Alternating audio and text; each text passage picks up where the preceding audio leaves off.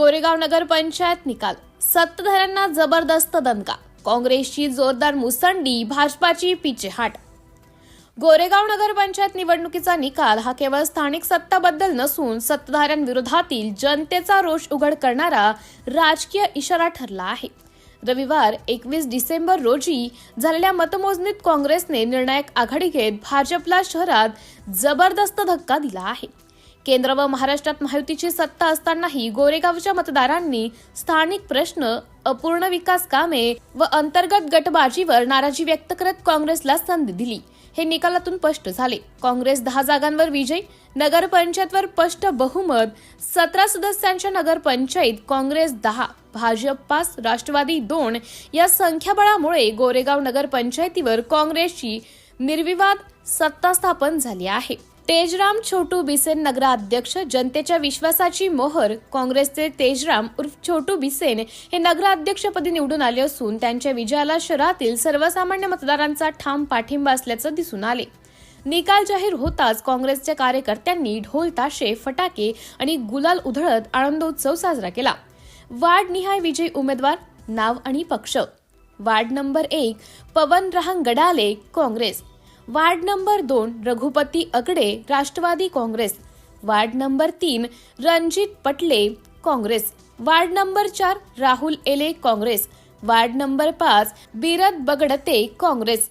Ward number 6 Sudhir Ede, Bhajap. Ward number 7 Sushma Agde, Rashtrawadi Congress. Ward number 8 Sheela Dhangaye, Congress. Ward number 9 Maleshyam Erola, Congress. Ward number 10 Shahada Sangdod. Ward number 10 Sharda Sangode, Bhajap. Ward number 11 Ranjana Barewar, Congress. Ward number 12 Shyamali Jaiswal, Bhajap.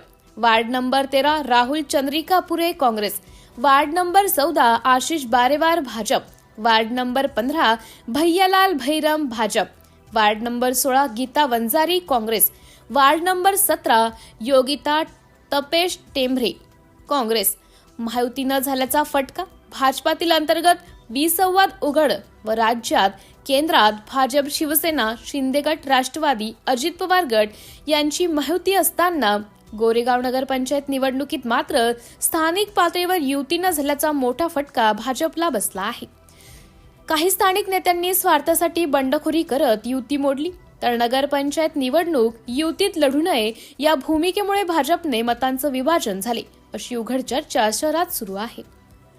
Bhajap विरोधात जनतेला कौल, विकासावर नाराजी, शहरातील पाणी पुरवठा, रस्ते, स्वच्छता, घरकुल, नागरी सुविधातील अडचणी तसेच स्थानिक पदाधिकाऱ्यांचा जनतेशी तुटलेला संपर्क या सर्व बाबी भाजपासाठी अडचणीच्या ठरल्या, मतदारांमधून व्यक्त होत आहे।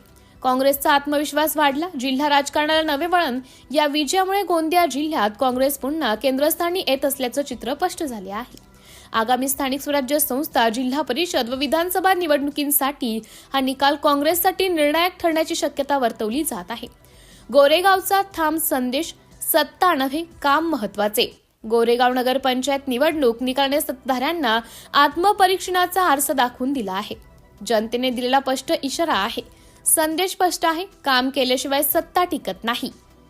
सिटी इंडिया न्यूज साठी तालुका प्रतिनिधी महादेव शेंडे, गोरेगाव।